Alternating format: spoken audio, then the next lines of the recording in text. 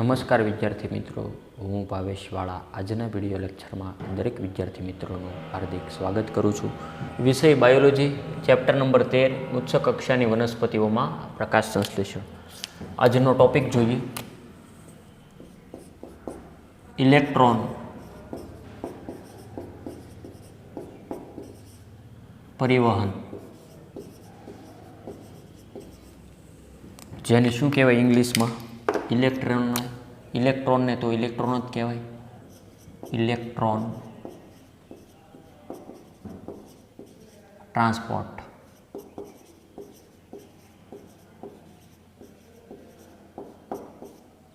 Electron પરિવહન સમજાવવું, અથવા આ રીતના પણ આમાંથી ક્વેશ્ચન આવી શકે, અથવા કરીને ઓબ્લિક પ્રકાશ પ્રક્રિયાની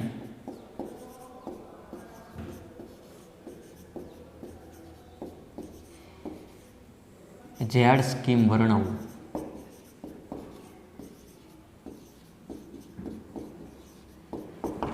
આવો ક્વેશ્ચન. ઇલેક્ટ્રોન પરિવહન સમજાવવું અથવા પ્રકાશ પ્રક્રિયાની ઝેડ સ્કીમ, એક્સ એ નહીં, વાય નહીં, ઝેડ સ્કીમ વર્ણવવું. હવે આ બધું શું કહેવાય તો એ તો આપણને ખ્યાલ નથી. તો આ બધી વસ્તુ સમજવા માટે એક આકૃતિની જરૂરિયાત છે, જે હું અહીંયા દોરું છું અને બાજુમાં આપણે વર્ણન જોઈ લઈશું. શેની ઝેડ સ્કીમ છે? પ્રકાશ પ્રક્રિયાની. તો પ્રકાશ પ્રક્રિયા, સૌપ્રથમ પ્રકાશ આવે ક્યાંથી? સૂર્યમાંથી જ આવે ને? હા કે ના? તો અહીંયા આ રીતના રાઉન્ડ કરીને દર્શાવવાનું. સૂર્યપ્રકાશ આપણે શોર્ટમાં લખી નાખીએ પ્રકાશ.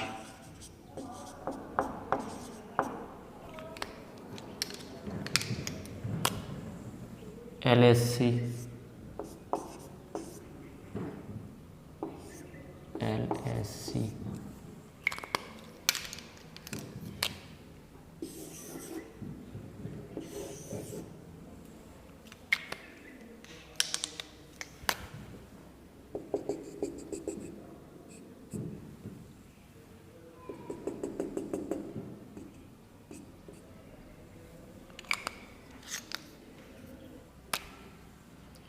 ગ્રાહક.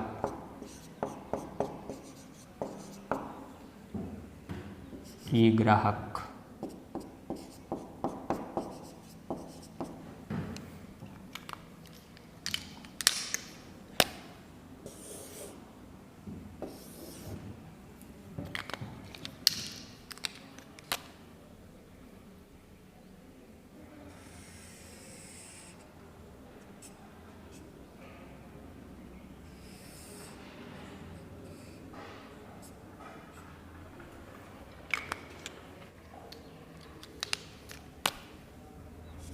ઇલેક્ટ્રોન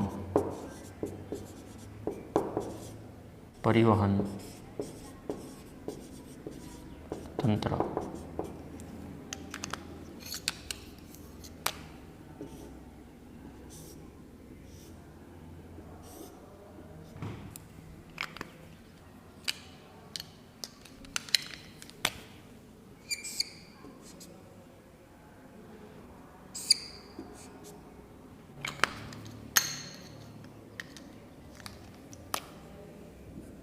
આ છે એવડું પ્રકાશતંત્ર 1 છે અને આ છે પ્રકાશતંત્ર 2 છે. પ્રકાશતંત્ર 1, પ્રકાશતંત્ર 2.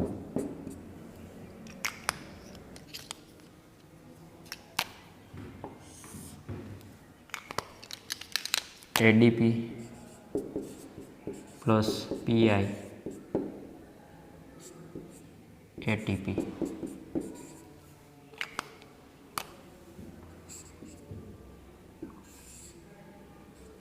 એનએડીપીમાંથી એનએડીપી પ્લસમાંથી એનએડીપી પ્લસ, અરે સોરી એચ. અહીંયા કંઈક થાય. શું થાય? H2O માંથી 2 ઇલેક્ટ્રોન જુદા પડશે, 2 હાઇડ્રોજન પણ છૂટા પડશે, H+ વત્તા O. આ જે મેં દર્શાવ્યું છે જે કાંઈ એનું સૌપ્રથમ નામ જ આપી દઉં, પ્રકાશ પ્રક્રિયાની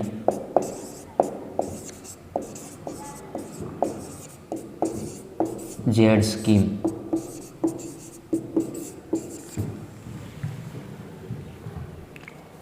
તો આપણે સ્કીમનો લાભ લઈએ તો કે સાહેબ આમાં શું લાભ લેવો ને શું રહેવા દેવું, આમાં કંઈ સમજાય તો લાભ લઈએ ને, એ વાત એ ખરી. હવે શું કહેવા માગે, શું ખબર, એમ ન ચાલે. શેની વાત છે? ઉચ્ચ કક્ષાની વનસ્પતિઓમાં પ્રકાશ સંશ્લેષણ. વનસ્પતિમાં પ્રકાશ સંશ્લેષણ ક્યાં થાય? લીલી વનસ્પતિમાં. લીલી વનસ્પતિમાં સ્પેશિયલ તો કે મોટા ભાગે થાય પર્ણમાં, અને પર્ણમય સ્પેશિયલ મધ્ય પર્ણના કોષોમાં. તો સૂર્યપ્રકાશ દ્વારા જે કાંઈ વસ્તુ આવે છે ઇલેક્ટ્રોન, તે ગ્રહણ કરવાના છે, એટલે ઇલેક્ટ્રોન ગ્રાહક. આવું કંઈક સમજાય તો કે સાહેબ આ શું લખ્યું છે? પ્રકાશ તંત્ર 1 અને પ્રકાશ તંત્ર 2. એ બીજું કાંઈ નથી, જે આગળ આપણે જોઈ ગયા કે ફોટો સિસ્ટમ 1 અને ફોટો સિસ્ટમ 2 જવાબદાર હોય. આ તે છે. એ શું કહેવાય એ માટે વર્ણન જોવું જરૂરી છે. તો આ છે પ્રકાશ પ્રક્રિયાની ઝેડ સ્કીમ. આકૃતિની મારે અહીંયા જરૂરિયાત હોવાથી સૌપ્રથમ મેં દોરી છે. વર્ણન આપણે સ્ટેપ બાય સ્ટેપ તમે બાજુમાં જોઈ શકશો. રેડી? તો સૌપ્રથમ શરૂઆત કરીએ વર્ણનની. હવે સૌપ્રથમ તમે બાજુમાં વર્ણન જોઈ શકો છો. તો તમને એ ખ્યાલ છે LSC આગળના લેક્ચર મુજબ. તો વિદ્યાર્થી મિત્રો એક નોટિસ છે, નોંધ. તો અત્યારે જે તમે હાલમાં લેક્ચર જોઈ રહ્યા છો તેમાં સાઈડની અંદર મેં વર્ણન આપેલું છે, જે આખા બોર્ડની અંદર નથી આપ્યું પણ થોડુંક એવું સાઈડમાં આપેલું છે. હવે આમાં ઘણાને દેખાય ન દેખાય એવો પ્રશ્ન થાય તો જે તે ટૉપિકને અંતે હું એક સ્લાઇડ સ્વરૂપે પણ તમને આપી દઈશ, બરાબર? એટલે અત્યારે તમે સાથે નહીં લખો અને કદાચ આખો ટૉપિક જોઈ લો, ત્યારબાદ એ આખું સ્લાઇડ સ્વરૂપે જ આપીશ. રેડી? એટલે આખા બોર્ડમાં તમને દેખાશે. બસ એ જ. લાઇટ હાર્વેસ્ટિંગ કોમ્પ્લેક્સ એટલે કે પ્રકાશગ્રાહી સંકુલો. રેડી? આ તમને યાદ હશે, પ્રકાશગ્રાહી સંકુલો 1 અને 2 અનુક્રમે. મતલબ જો અહીંયા હું લખી નાખું કે આ છે, એ છે pH2 અને આ છે pH1 આગળના લેક્ચરના પૂર્વજ્ઞાન મુજબ. હવે વર્ણનમાં શાંતિથી જોવું શું કહેવા માગે છે, એક એક શબ્દ સમજવાનો. તો વિદ્યાર્થી મિત્રો તમે વર્ણનમાં જોઈ શકો છો કે સૌ પ્રથમ ફોટો સિસ્ટમ 2માં ફોટો સિસ્ટમ 2 ગોતો. મતલબ કે આ કે આ, તો કે આ પ્રકાશતંત્ર 2માં આવેલ. તો તમે જોઈ શકો છો કે તેના પ્રક્રિયા કેન્દ્રમાં આવેલ અણુમાં 680 નેનોમીટર 680 નેનોમીટર જે તરંગ લંબાઈનું શોષણ કરે છે. કોણ? આ. અહીં આપણે શોર્ટકટમાં લખી નાખીએ 680 નેનોમીટર એને ને તરંગ લંબાઈ. અને આ હશે 700 વાળી. યાદ કરો આગળનો લેક્ચર, આવું યાદ હોવું જોઈએ. પ્રકાશમાંથી સૌ પ્રથમ લાલ પ્રકાશ જ અહીં દર્શાવ્યો કે નહીં, વર્ણનમાં જોવો તો શાંતિથી. ક્લોરોફિલ એના અણુ તરંગ લંબાઈવાળા લાલ પ્રકાશનું શોષણ કરે છે. સૌ પ્રથમ કોણ શોષણ કરશે? આ 680. એટલે અહીંથી જે કાંઈ સૂર્યપ્રકાશ આવ્યો એ સૌ પ્રથમ કોણ લઈ લેશે? આ LSC લાઇટ હાર્વેસ્ટિંગ કોમ્પ્લેક્સ એટલે કે પ્રકાશગ્રાહી સંકુલો 2, જેને આપણે pH2 તરીકે ઓળખતા હતા. આવું સમજાય કે ન સમજાય? લાલ પ્રકાશ એટલું સમજાય? સમજાય. બીજી લીટી, જેના કારણે ઇલેક્ટ્રોન ઉત્તેજિત થઈને પરમાણુના કેન્દ્રથી દૂરની કક્ષામાં કૂદી જાય છે. તો અહીંયા તમે જોઈ શકો છો, અહીંથી કૂદીને ક્યાં ગયો? અહીંયા. ઇલેક્ટ્રોન શેનું વહન થાય? ઇલેક્ટ્રોનનું. ઇલેક્ટ્રોન પરિવહન, ઇલેક્ટ્રોન હેરફેર થાય એમ જોઈ શકો છો અહીંયા. તો કે જોઈ શકો છો આ મેં કીધું એમ કે તેના જે પરમાણુ કક્ષામાંથી જે કૂદીને આમ અલગ જશે, જે ક્યાં આવશે? ઇલેક્ટ્રોન ગ્રાહકના સંપર્કમાં આવશે. જુઓ ત્રીજી લીટી, આ ઇલેક્ટ્રોનને એક ઇલેક્ટ્રોન ગ્રાહી છે જે ગ્રહણ કરી લેશે, જેનું કાર્ય ઇલેક્ટ્રોનનું ગ્રહણ કરવાનું. અહીંયા રેડી? સમજી શકો છો? આ ઇલેક્ટ્રોન આને ગ્રહણ કરી લીધો. જે ઇલેક્ટ્રોન ટ્રાન્સપોર્ટ સિસ્ટમ એટલે કે ઇલેક્ટ્રોન પરિવહન તંત્રમાં દોરી જાય છે, મતલબ ETS. આને શોર્ટકટમાં શું કહેવાય? Electron transfer system, ETS વર્ણવવું. આવું પણ ઓલ્ડ સિલેબસમાં હતું. રેડી? એટલે કે આગળ જે જે કંઈ થાય એ આપણે જોવાનું જ છે. આગળની લીટી ઓક્સિડેશન, રિડક્શન એ રેડોક્સ પોટેન્શિયલના માપ મુજબ માપદંડ અનુસાર અધોગામી છે. ઓક્સિડેશન ઓક્સિજનની હાજરીમાં, રિડક્શન ઓક્સિજનની ગેરહાજરીમાં અને રેડોક્સ પ્રક્રિયા એમાં બેયનો ફાળો હોય. આવું કંઈક તમે જાણો છો મારી કરતાં સારી રીતે. રેડી? આવું એટલું કંઈક સમજાય થોડું થોડું. આ જે કાંઈ છે આ ઇલેક્ટ્રોન પરિવહન તંત્ર, આ દરમિયાન ઇલેક્ટ્રોન હવે અહીંથી આમ આગળ વધશે, અહીંથી આ બાજુ જોવો નીકળો. સવાલ થાય કે સાહેબ અહીંયા ઇલેક્ટ્રોન વપરાઈ જાય, તો કે ના. જો આગળનું વર્ણન, છેલ્લેથી બીજી લીટી. જ્યારે પરિવહન શૃંખલામાંથી ઇલેક્ટ્રોન પસાર થાય છે ત્યારે તેઓનો ઉપયોગ થતો નથી કે વપરાતા નથી. અને હવે તે ક્યાં આવશે? PS1ની અંદર, પ્રકાશગ્રાહી સંકુલો, લાઇટ હાર્વેસ્ટિંગ કોમ્પ્લેક્સ, એટલે કે PH1, જેની તરંગ લંબાઈ 700 નેનોમીટર. અને લાસ્ટ લીટી, પરંતુ તેઓ ફોટો સિસ્ટમ 1 એટલે કે PH1ના રંજક દ્રવ્યને આપી દે છે. શું આપી દે? ઇલેક્ટ્રોન. મતલબ ઇલેક્ટ્રોનની હેરફેર થઈ અહીંથી. સૌ પ્રથમ ક્યાં આવ્યો? તો કે PH2માં આવ્યો. સૌ પ્રથમ LHC 680 નેનોમીટરની જે તરંગ લંબાઈ હોય ત્યાં શોષાય, ત્યાંથી તે મુક્ત જે કક્ષામાં ગતિ કરશે. ઇલેક્ટ્રોન ગ્રાહક તેને લઈ લેશે, ત્યાંથી તે ETS ઇલેક્ટ્રોન પરિવહન તંત્ર, શોર્ટમાં શું કહેવાય તેને? ETS, ત્યાંથી આરપાર જશે, પણ ત્યાં કોઈ એનો ઉપયોગ નથી કરતો અને સીધો ક્યાં આવશે? PH1માં. એટલું સમજાય? અહીંથી અહીંયા આવ્યું.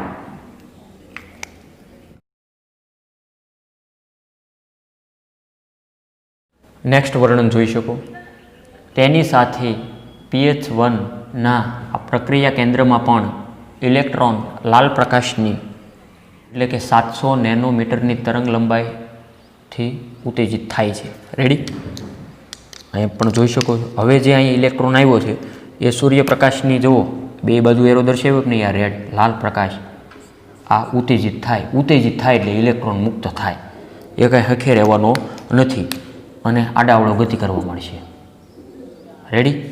ઇલેક્ટ્રોન એટલે કે PH2માંથી PH1માં જાય ત્યારે શક્તિમાં રૂપાંતર થાય. એડિનોસાઇન ટ્રાઇફોસ્ફેટ, આનું ફૂલ ફોર્મ ADP એટલે એડિનોસાઇન ડાયફોસ્ફેટ. બરાબર? ADP પ્લસ PI, ADPની સાથે એક ફોસ્ફેટનો અણુ જોડાય અને ATPનું નિર્માણ થાય. મતલબ શક્તિનું નિર્માણ થયું. આ રીતે પ્રકાશ સંશ્લેષણની પ્રક્રિયા થાય. સમજાય તમને? આવું કંઈક. ધીમે ધીમે ATPની સંખ્યા વધે તેમ વનસ્પતિમાં શક્તિની માત્રા વધશે. આમ આખરે તો ATP નિર્માણ થવી જોઈએ. ATP છે એક પ્રકારની શક્તિ છે, શક્તિ.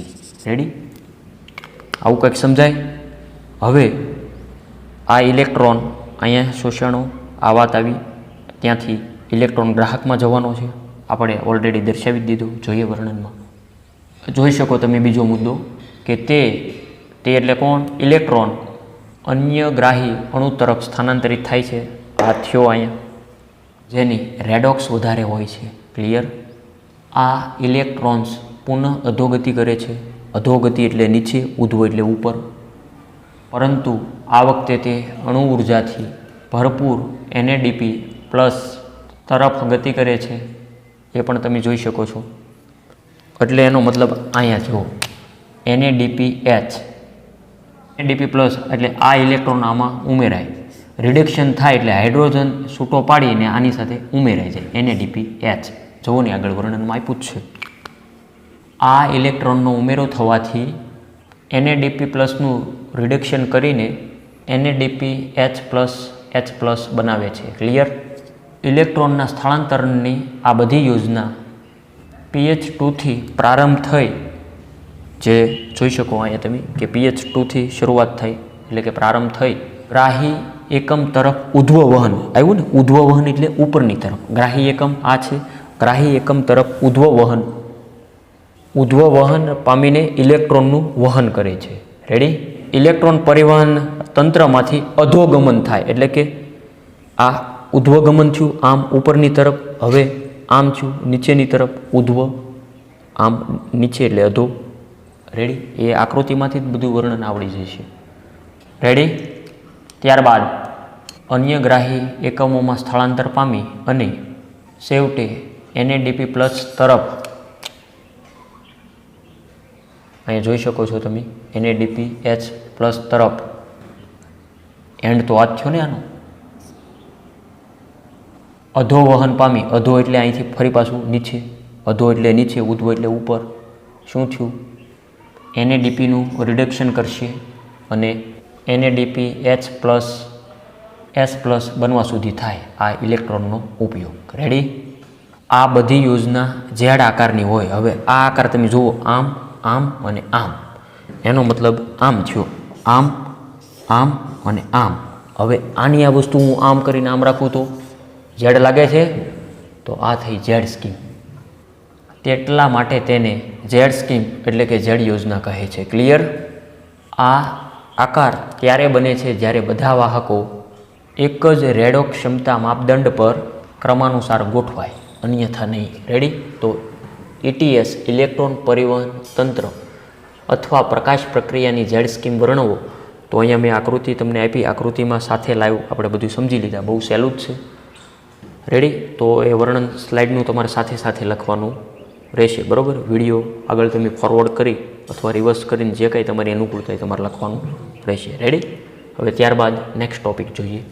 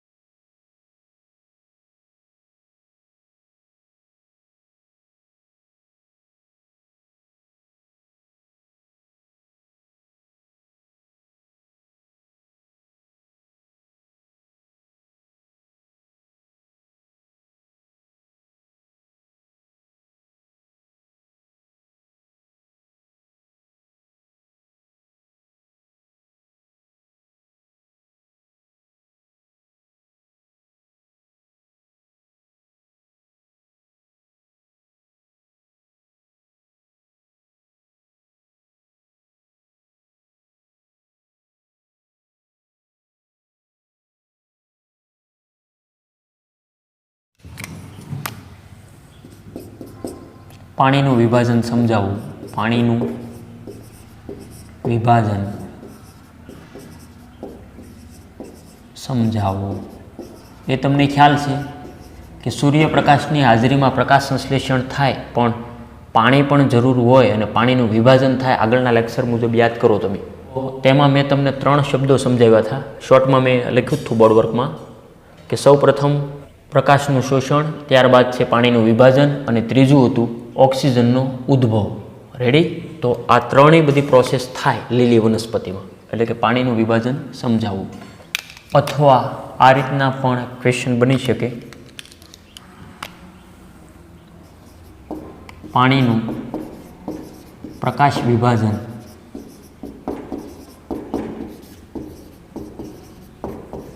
વર્ણન. તો આ બે વસ્તુ એક જ થઈ. હમણાં આપણે રચના જે દોરી હતી એ હમણાં હું અત્યારે દોરી નાખું ઝડપથી, જેના આધારે એ તમને સારી રીતે શબ્દો બધાય સમજાય. રેડી? તો સૌપ્રથમ એ રચના હું અહીંયા ઝડપથી દોરી રહ્યો છું. રેડી? તો રચના એટલી ઝડપથી દોરવાની તમારે ન આવડે, પ્રેક્ટિસ કરશો એટલે આવડી જશે.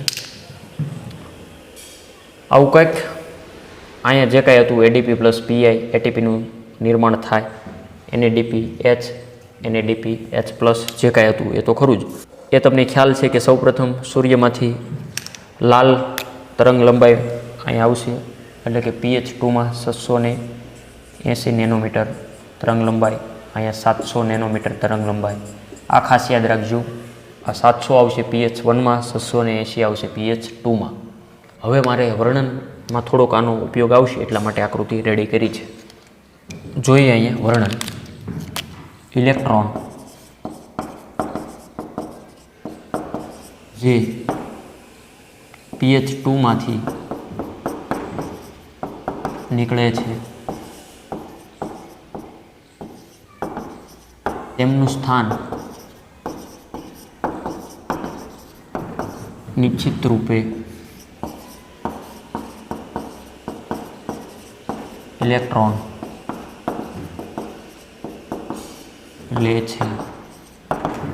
બીજો મુદ્દો, પાણીના વિભાજનને કારણે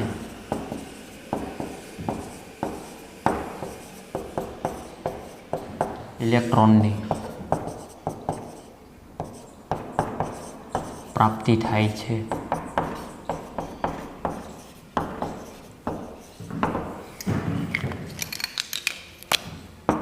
હવે આપણે શોર્ટમાં પ્રક્રિયાની સમજૂતી જોઈ લઈશું કે આ બધી પ્રક્રિયા કઈ રીતે થાય. તો પ્રક્રિયાની સમજૂતી જોતા પહેલાં આગળ જે કાંઈ વાત લખી છે તે સમજી લઈએ. શું કીધું? ઇલેક્ટ્રોન જે pH2માંથી નીકળે છે એ તમને ખ્યાલ છે ક્યાંથી નીકળશે? અહીંથી. એટલે કે અહીંથી બોલે તો pH2 છે કે નહીં, ઇલેક્ટ્રોન અહીંથી નીકળે છે. જે તેમનું સ્થાન નિશ્ચિત રૂપે કોણ લેશે? ઇલેક્ટ્રોન. તેમનું સ્થાન નિશ્ચિત રૂપે ઇલેક્ટ્રોન ન લે ભાઈ, બીજા ઇલેક્ટ્રોનો, મારે સ્પીડમાં લખતા ભૂલાઈ ગયું, બીજા ઇલેક્ટ્રોન લે. એક ઇલેક્ટ્રોન, બીજો ઇલેક્ટ્રોન, ત્રીજો, જે કાંઈ લાઇનમાં હોય. એટલે કે pH2માંથી જે નીકળે છે તેમનું સ્થાન નિશ્ચિત રૂપે બીજો ઇલેક્ટ્રોન લે છે. અહીંથી આ કોઈ નીકળી ગયો તો અહીં પાછો બીજો ઇલેક્ટ્રોન આવશે. આ ઇલેક્ટ્રોન અહીંથી ઉપર જતો રહ્યો તો હજી એક અહીં આવશે. આ ઉપર જતો રહ્યો એક આવશે બીજો. આમ આ રીતના સતત આખો ક્રમ ચાલ્યા કરશે. ઇલેક્ટ્રોન જે pH2માંથી નીકળે છે તેમનું સ્થાન નિશ્ચિત રૂપે બીજો, હજી અહીંયા બીજા લખાઈ ગયું કે બીજો ઇલેક્ટ્રોન કે બીજા ઇલેક્ટ્રોન લે છે. રેડી? શા માટે લે છે? પાણીના વિભાજનને કારણે ઇલેક્ટ્રોનની પ્રાપ્તિ થાય. ઇલેક્ટ્રોન ક્યારે મેળવી શકાય? કે વોટર એટલે કે પાણીનું વિભાજન થાય H2Oનું. એટલા માટે મેં અહીંયા હેડિંગ આપ્યું કે પ્રક્રિયાની સમજૂતી. તો શું હોય ભાઈ? જે પાણીનું અણુસૂત્ર બોલો તો H2O કે નહીં, 2 હાઇડ્રોજન 1 ઓક્સિજન. આ છે એવડો પાણીનો એક અણુ. હવે હું અહીંયા 2 અણુ લઉં. શું થાય? સંતુલિત કરો પ્રક્રિયા. 4S પ્લસ O2 અને પ્લસ 4 ઇલેક્ટ્રોન મુક્ત થાય. રેડી? તો આ સમીકરણ જે તમે સમજી જશો. પ્રક્રિયાની સમજૂતી માટે એક મુદ્દો લખી નાખીએ. પાણીના વિભાજનની ક્રિયા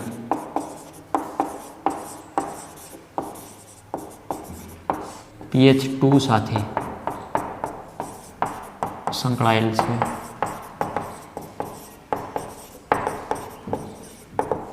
પાણી એટલે કે શું? H2O, H પ્લસ અને O અને ઇલેક્ટ્રોનમાં વિભાજન પામે છે. અહીંયા મેં તમને ઓલરેડી અગાઉ જ તે દર્શાવી દીધા કે આ રીતના 2 પાણીના અણુ લઈએ તો 4 હાઇડ્રોજન, 1 અણુ ઓક્સિજનનો અને 4 ઇલેક્ટ્રોન મુક્ત થાય. રેડી? હવે ઓક્સિજન પણ ઉત્પન્ન થયું. હા કે ના? લે. તો આપણે એના વિશે લખીએ. આમાંથી ઉત્પન્ન થતો ઓક્સિજન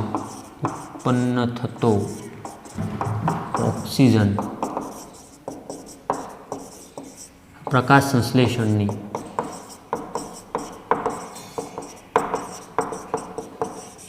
એકમાત્ર વાસ્તવિક નિપજ છે. હકીકતમાં આપણો ગોલ શું છે ખબર છે તમને? O2 મુક્ત કરાવવાનો. આગળના જે આપણે 3 શબ્દો જોયા હતા એ મુજબ કે આમાંથી ઉત્પન્ન થતો ઓક્સિજન પ્રકાશ સંશ્લેષણમાંથી, એટલે કે પ્રકાશ સંશ્લેષણની એકમાત્ર વાસ્તવિક નિપજ છે. રેડી? યાદ રહી જ જશે તમને.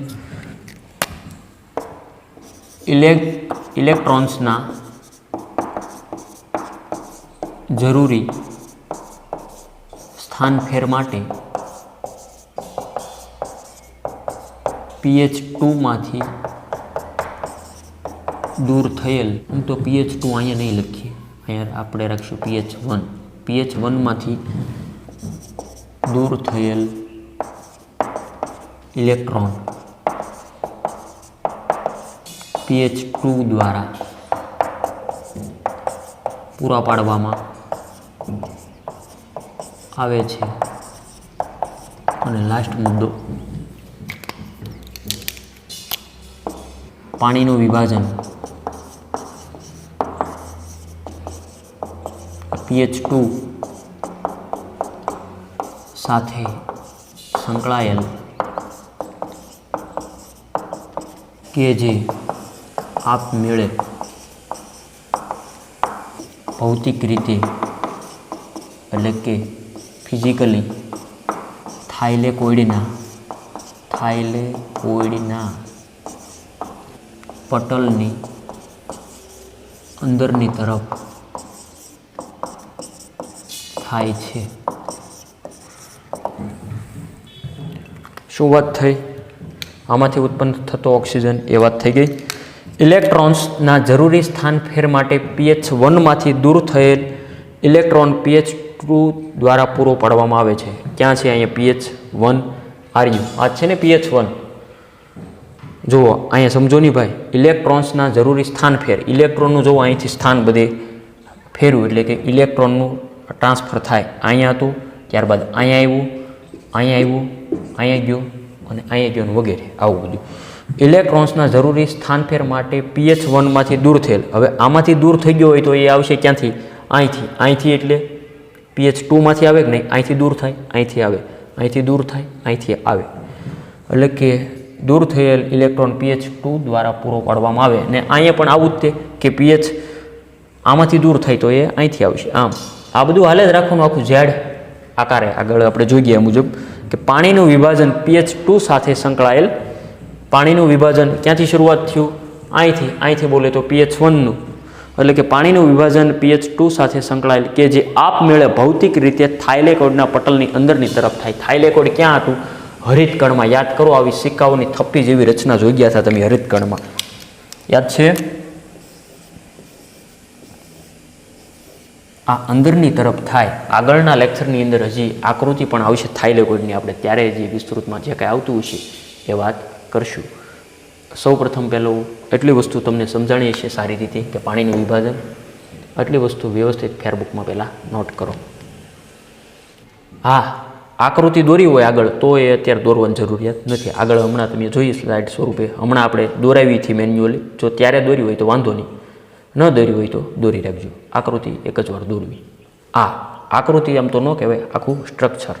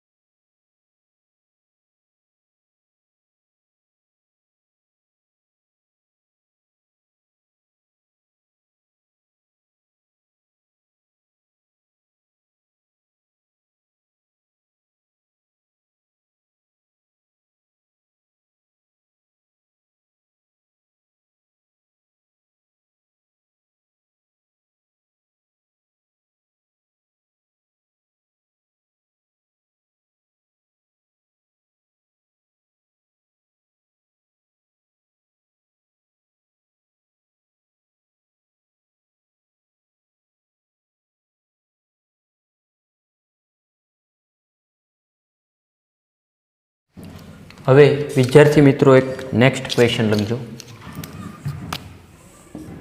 અસક્રિય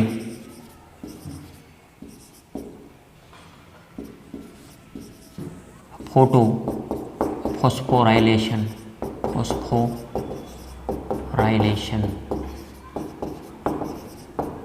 સમજાવો. અસક્રિય, હવે દાખલા તરીકે જુઓ, પહેલાં એક આપણે સાદી સમજ મેળવી લઈએ. આ ગોળ છે, આ આમ ગયો અને અહીંથી આમ આવ્યો હતો. આ કેવું થયું? સક્રિય થયું કે નહીં? હવે આ છે આમ ગયો, ત્યાંથી આમ ગયો, તો આ રીતના ઇલેક્ટ્રોનનું વહન થાય તો એ સક્રિય થયું. હતો એ માર્ગે આવે તો તેને સક્રિય કહેવાય. અહીંયા તો આવું કંઈ થયું નથી, એટલે અસક્રિય. રેડી? આવડું ચક્રની માફક ગોળાકાર રીતે ઇલેક્ટ્રોન એકની એક જગ્યાએ રિપીટેશન થયા કરશે. અસક્રિયમાં નહીં થાય. ફોટો એટલે પ્રકાશ, ફોટો એટલે આપણો ફોટો નહીં, મોડેલિંગ કે પાસપોર્ટ ફોટો એની વાત આવતી જ નથી અહીંયા. ફોટો એટલે પ્રકાશ, લાઇટ.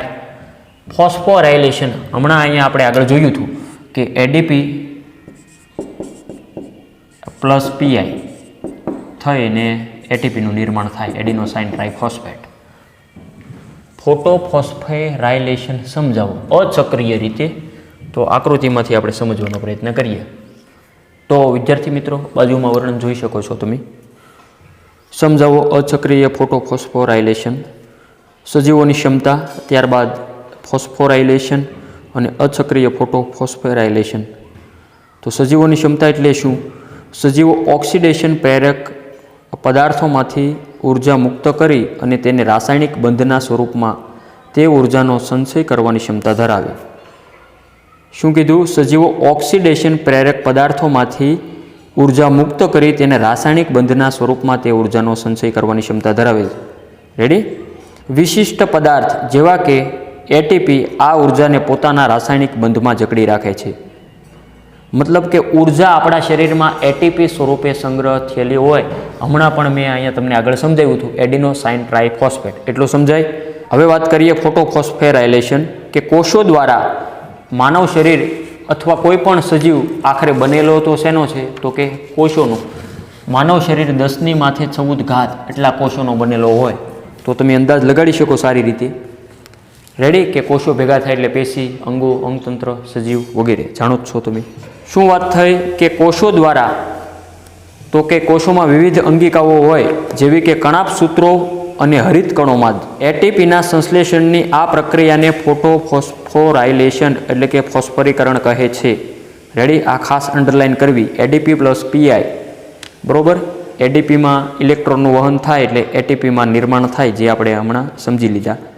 ફોટોફોસ્ફોરાયલેશન એક એવી પ્રક્રિયા છે જેમાં પ્રકાશની હાજરીમાં એડીપી અને અકાર્બનિક ફોસ્ફેટ દ્વારા એટીપીનું સંશ્લેષણ થાય છે. હવે વાત કરીએ અચક્રીય ફોટોફોસ્ફોરાયલેશન. જ્યારે બે પ્રકાશ તંત્ર એટલે કે ફોટો સિસ્ટમ કાર્ય કરે છે. ક્યાં? તો કે pH2 અને pH1. જ્યારે બે પ્રકાશ તંત્ર એટલે કે ફોટો સિસ્ટમ કાર્ય કરે છે ત્યારે તે ક્રમિક રીતે કાર્ય કરે છે, જેમાં pH2 પહેલા અને પછી બીજા ક્રમમાં pH1 કાર્ય કરે, અને ત્યારે થતી પ્રક્રિયાને અચક્રીય ફોટોફોસ્ફોરાયલેશન કહે છે. હવે અહીંયા તમે જોવો છો કે અહીંથી ઇલેક્ટ્રોન પાછો રિપીટ નથી આવતો. અહીંથી આવ્યો, અહીંથી અહીંયા ગયો, અહીંયા ગયો, અહીંયા ગયો, અને ત્યાંથી જે કાંઈ NADPની અંદર રૂપાંતર થઈ ગયું, બરોબર? અહીં રિટર્ન આવ્યો નથી, એટલે આ જે અસક્રિય ફોટોફોસ્ફોરાયલેશન કહેવાય. ક્લિયર? બંને ફોટો સિસ્ટમ એક ઇલેક્ટ્રોન પરિવહન શૃંખલાથી જોડાયેલ હોય છે. એ કઈ? ઇલેક્ટ્રોન પરિવહન તંત્ર. બંને આવડું pH1 અને pH2. રેડી? શેને બહુ સહેલું, અઘરું છે જ નહીં હો. હવે તેની ઉપયોગિતાની વાત કરીએ. એટીપી અને NADPH એટલે કે NADP પ્લસ H પ્લસ બંને આવા પ્રકારના ઇલેક્ટ્રોન પ્રવાહ દ્વારા સંશ્લેષિત થાય. મતલબ એટીપી છે કે NADPH આ રીતે નિર્માણ થાય ઇલેક્ટ્રોનના વહન દ્વારા, એમ કહેવા માગે છે. જ્યાં અગત્યનું હોય તે અંડરલાઇન. રેડી? તો શેને એકદમ સહેલું સમજાવો? અસક્રિય ફોટોફોસ્ફોરાયલેશન. હવે વાત કરીશું સક્રિય ફોટોફોસ્ફોરાયલેશન. તો તે વિદ્યાર્થી મિત્રો નેક્સ્ટ વિડીયો લેક્ચરની અંદર જોઈશું, બરોબર? તો આજનો વિડીયો લેક્ચર એટલે સુધી રાખીએ.